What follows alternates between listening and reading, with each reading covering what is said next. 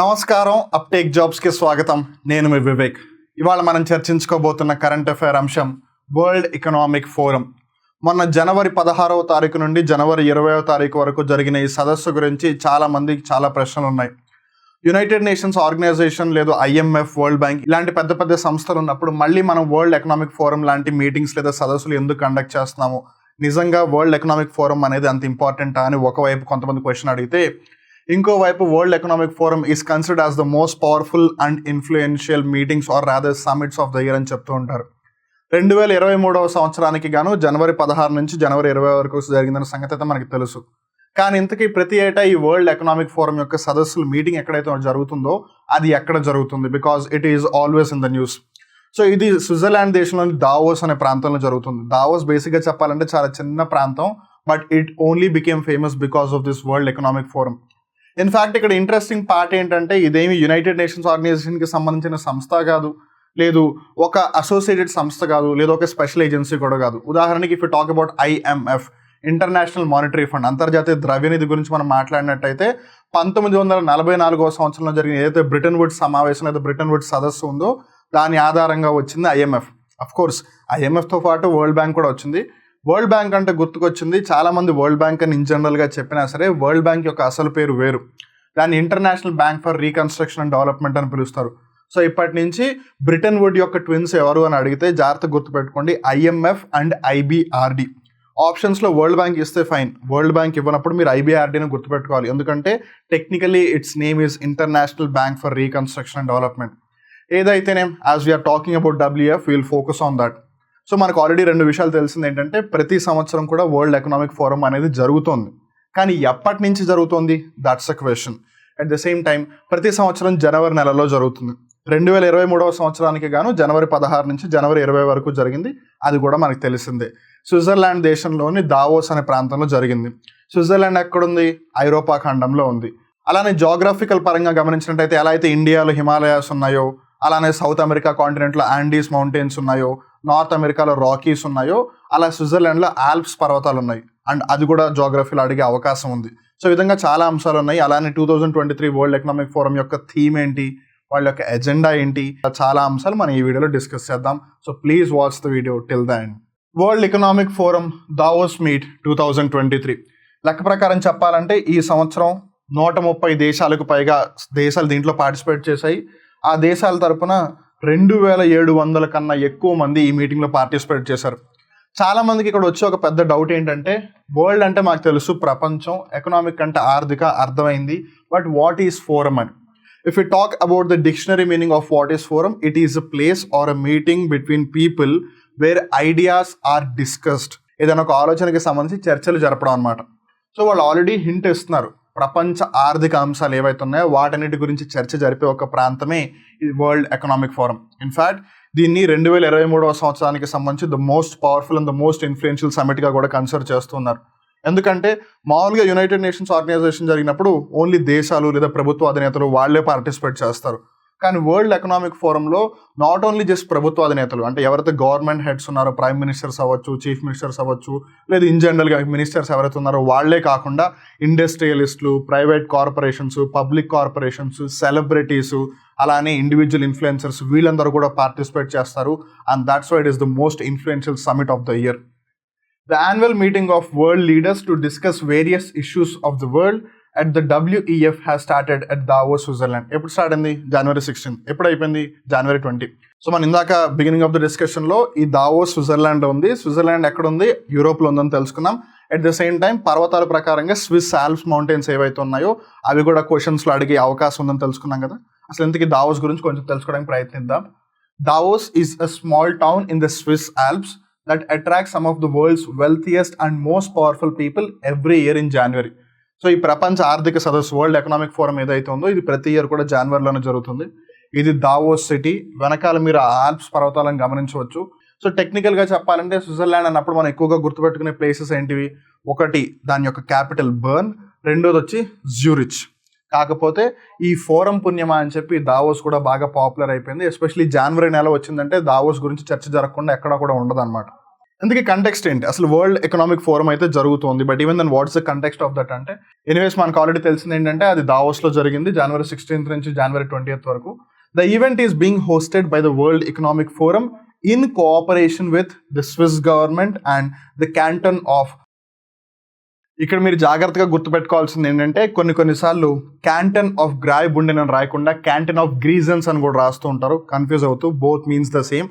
ఆ విధంగా ఈ క్యాంటన్ ఆఫ్ గ్రాయ్బుండెన్ లేదా క్యాంటన్ ఆఫ్ గ్రీజన్స్ అలానే స్విస్ గవర్నమెంట్ యొక్క సహాయ సహకారాలతో వరల్డ్ ఎకనామిక్ ఫోరం ప్రతి సంవత్సరం కూడా స్విట్జర్లాండ్ దేశంలోని దావోస్ అనే ప్రాంతంలో నిర్వహించబడుతోంది. అసలు ఇంతకీ వరల్డ్ ఎకనామిక్ ఫోరం అంటే ఏంటి, ప్రపంచ ఆర్థిక సదస్సు అంటే ఏంటి? ఒకటైతే క్లియర్, ప్రపంచం యొక్క ఆర్థిక విధానాలని ఆర్థిక వ్యవస్థని మార్చడానికి భవిష్యత్తును దృష్టిలో పెట్టుకుని ఏవైతే సమస్యలు రావచ్చో వాటిని ఏ విధంగా పరిష్కరించవచ్చు, లేదు మనం ఒకవేళ పురోగతి చెందాలి అభివృద్ధి అవ్వాలి అంటే ఏ విధంగా అవ్వచ్చు, వీటన్నిటికీ సంబంధించి చర్చలు అలానే ఆలోచనలు అన్నీ కూడా జరుగుతాయన్న సంగతి అయితే మనకు ఆల్రెడీ అర్థమైంది. But even then, if you talk technically, what is World Economic Forum? It is an annual gathering of leaders from business, politics, and academia to discuss the most pressing issues confronting the global economy. అంటే ప్రపంచానికి సంబంధించి ఏవైతే చాలా ముఖ్యమైన సమస్యలు ఉన్నాయో వాటిని పరిష్కరించడానికి, యాజ్ మనం ముందుగానే అనుకున్నట్టుగా కేవలం ప్రభుత్వ నేతలు లేదా దేశాధినేతలే కాకుండా బిజినెస్ మెన్ అలానే అకాడమీ అంటే విద్యావేత్తలు కూడా వస్తారు. కొన్నిసార్లు సెలబ్రిటీస్ కూడా ఈ మీటింగ్స్ని అటెండ్ చేస్తారు. ఉదాహరణకి కొంతమంది ఎన్వైర్మెంటలిస్టులు ఉంటారు, లేదు కొంతమంది సోషల్ యాక్టివిస్టులు ఉంటారు. సో ఆబ్వియస్లీ ఇక్కడ world economic forum even though in జనరల్గా ఎకానమీ అని మాట్లాడినా సరే, it also focuses upon social, economic and political aspects of the world as well, and hence it becomes very very important to include people from all the spheres of life. అందుకని కేవలం ప్రభుత్వాధినేతలు దేశాధినేతలే కాకుండా వ్యాపారవేత్తలు, పెద్ద పెద్ద private corporations, individuals, celebrities అందరూ కూడా ఈ meeting హాజరవుతారు. అందుకే it is called as the most powerful and the most influential summit of the year.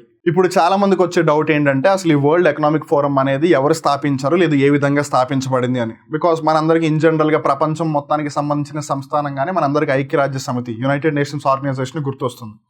United Nations organisation ఎప్పుడు స్థాపించబడింది అంటే 24th October 1945, రెండో ప్రపంచ యుద్ధం ముగిసిన తర్వాత ఏర్పాటైంది. అంతకుముందు యాక్చువల్గా World War I అయిపోయిన తర్వాత లీగ్ ఆఫ్ నేషన్స్ అనేది ఉండేది. లీగ్ ఆఫ్ నేషన్స్లో యునైటెడ్ స్టేట్స్ ఆఫ్ అమెరికా లేదు. తర్వాత ఏం జరిగింది అనేది చాలా మందికి తెలుసు. ఇక్కడ ముఖ్యమైన ఇంకో విషయం ఏంటంటే యునైటెడ్ నేషన్స్ ఆర్గనైజేషన్లో ఏవైతే స్పెషలైజ్డ్ ఏజెన్సీస్ ఉన్నాయి, ఇంటర్నేషనల్ లేబర్ ఆర్గనైజేషన్ అవ్వచ్చు, యునెస్కో అవ్వచ్చు, యూనిసెఫ్ అవ్వచ్చు, వీటిలో కూడా ఇంటర్నేషనల్ లేబర్ ఆర్గనైజేషన్ లాంటి సంస్థలు లీగ్ ఆఫ్ నేషన్స్ ఉన్నప్పటి నుంచే ఉన్నాయి. అవి యుఎన్ఓ కన్నా ముందు నుంచి ఉన్నాయి. కొన్ని యుఎన్ఓ స్థాపించబడిన తర్వాత ఏర్పడ్డాయి. సో ఆ విధంగా కార్యక్రమాలన్నీ జరుగుతున్నాయన్న ఐడియా అయితే ఉంది. But if you look at the list of the subsidiaries or the associated organizations of the UNO, you won't find world economic forum over there. మరి వరల్డ్ ఎకనామిక్ ఫోరం ఎవరు స్థాపించి ఉంటారు అని గమనిస్తే, the World Economic Forum, or which is in short called as WEF, was founded in the year 1971.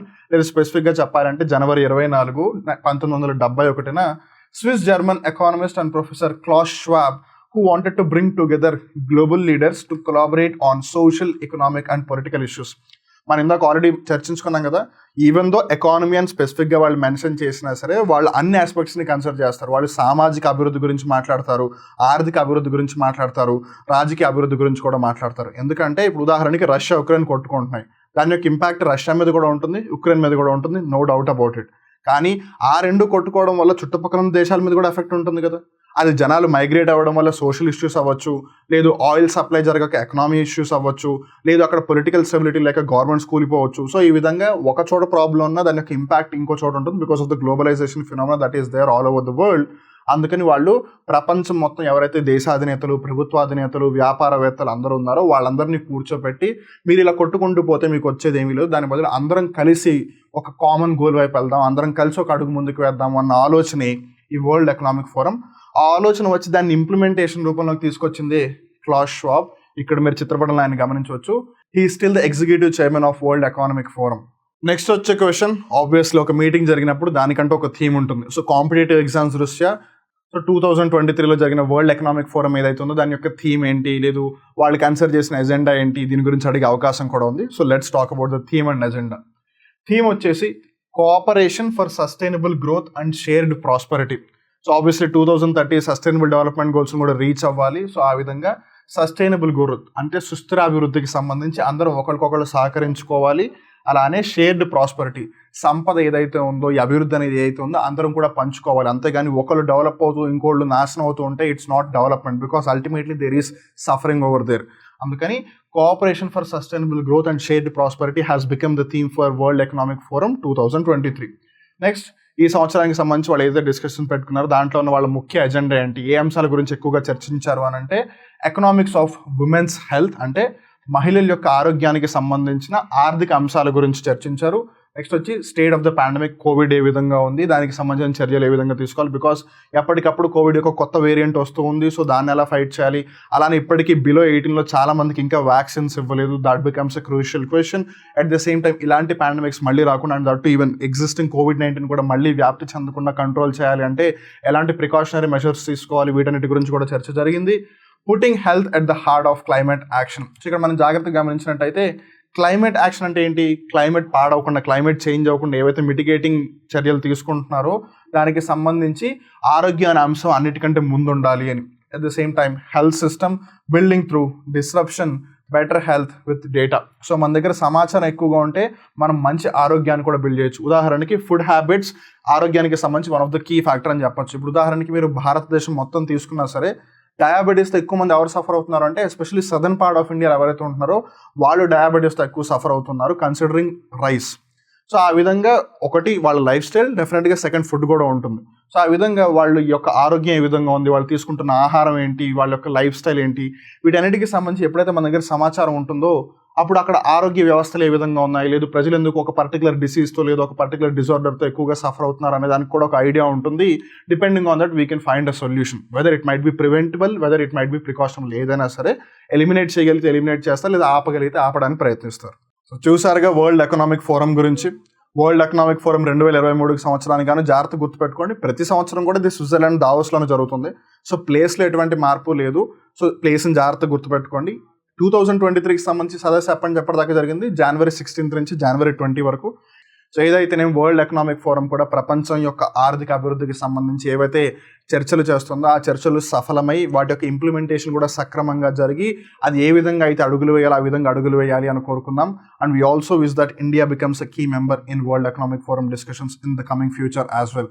On that note, this brings us to the end of today's particular current affair episode. We'll again meet in a new current affair. Till then, keep watching Upttake Jobs. This is Vivek signing off.